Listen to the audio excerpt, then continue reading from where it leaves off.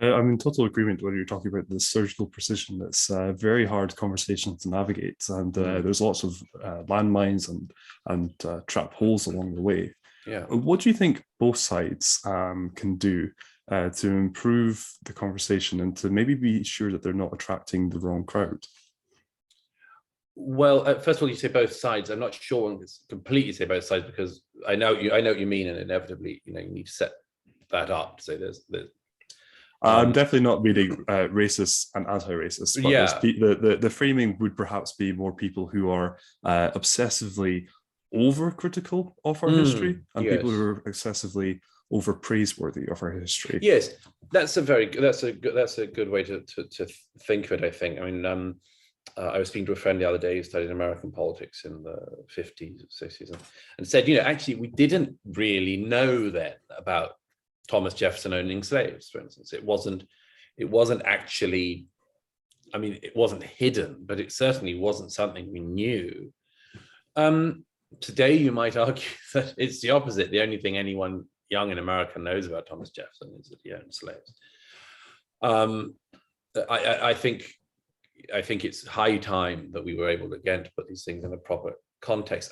This is to the extent that that would be the ground between two, as it were, competing sides, let's say.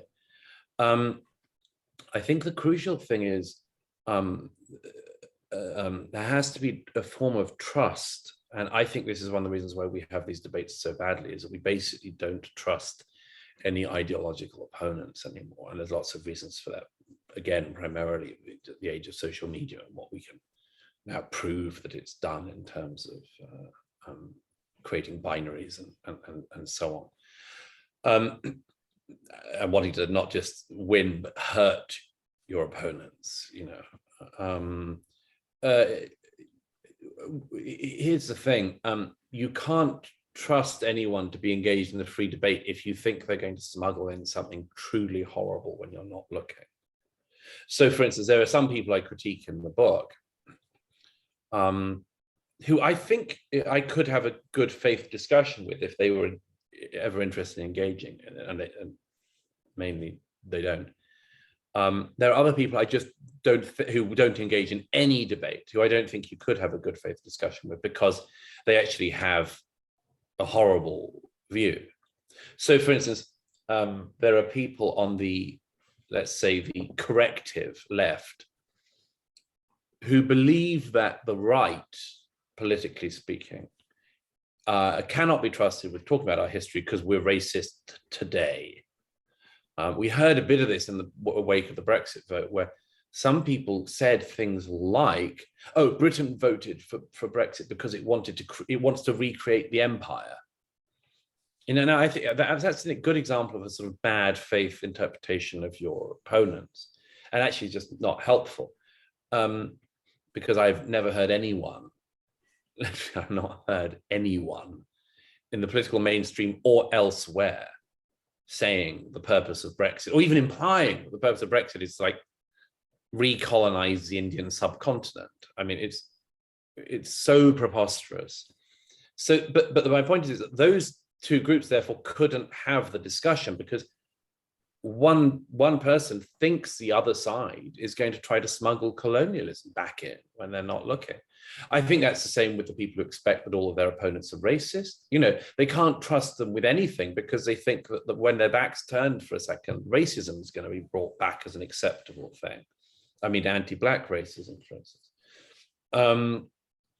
And likewise, there can be a complete lack of trust the other way around, where people on the, let's say, the corrective right just wouldn't trust a certain person because when they're not looking, information-wise, the person will smuggle in an untruth, and will be doing it in order to win an ideological round.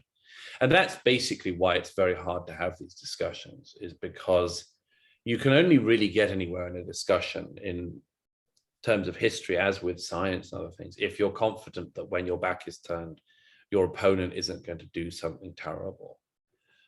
And everything in the current discourse is set up to make such trust almost impossible to build. I have done it with people who I radically disagree with on a range of things. But it is made very hard in this era. You know, if one side thinks, for instance, the other is trying to smuggle in fascism, and the other side thinks that the other side is trying to smuggle in communism, how can you even start? You know, For sure. I think that the conversation has definitely gotten worse over time, but I think everyone's feeling that. But it's definitely been a long. You feel that yourself? I mean, yeah, I feel as though it's very hard to introduce very much nuance into conversations because people are so quick to jump to their own conclusion. And especially with social media, it feels a lot more like a sniper's alley than a place for conversation. So what you're saying is phenomenon.